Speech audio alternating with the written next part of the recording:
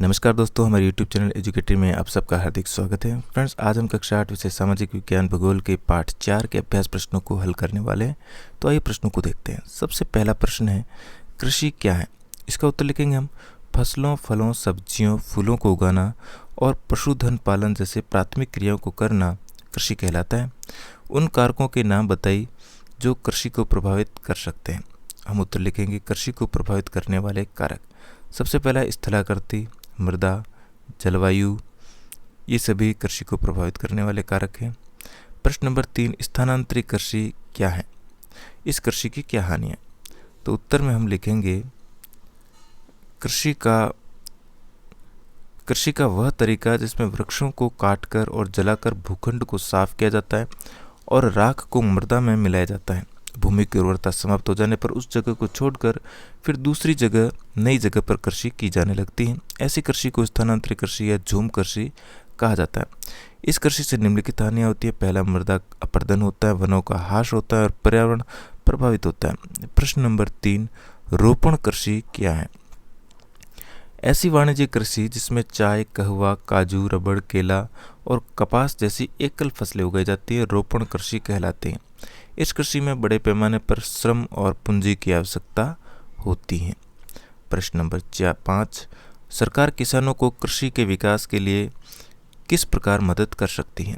हमारा उत्तर है, सरकार निम्नलिखित तरीकों से कृषि के विकास में मदद करती है। पहला, सिंचाई के लिए सस्ती दर पर बिजली उपलब्ध करवाती है।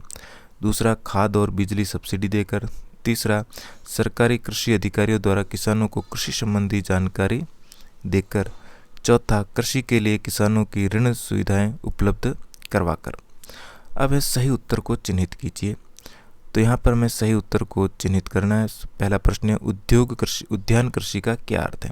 तो इसका उत्तर होता है ग, फलों व सब्जियों को उगाना। हम यहाँ पर ग सही करेंगे।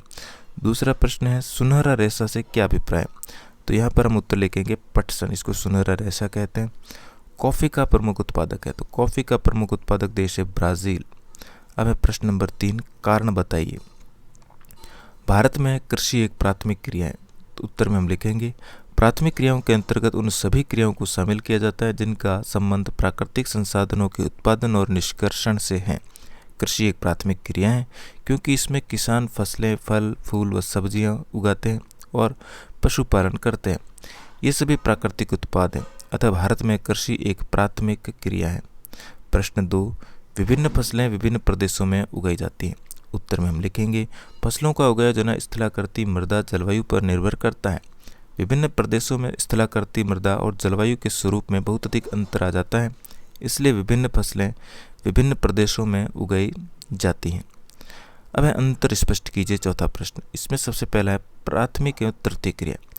तो प्राथमिक क्रिया वे होती है, प्राथमिक क्रियाओं के अंतर्गत उन सभी क्रियाओं को शामिल किया जाता है जिनका संबंध प्राकृतिक संसाधनों के उत्पादन और निष्कर्षण है। कृषि करना, पेड़ लगाना या नहीं पेड़ काटना, खनन इत्यादि प्रमुख प्राथमिक क्रिया हैं।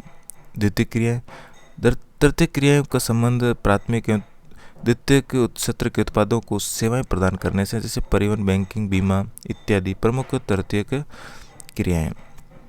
निर्वाह कृषि और गहन कृषि। तो निर्वाह कृषि केवल कृषक परिवार की आवश्यकताओं को पूरा करने वाले कृषि को निर्वाह कृषि कहते हैं। निर्वाह कृषि के अंतर्गत एक वर्ष में केवल एक ही फसल उगाई जाती है और इसमें कृषि के परंपरागत तरीकों का उपयोग किया जाता है। अब है गहन कृषि।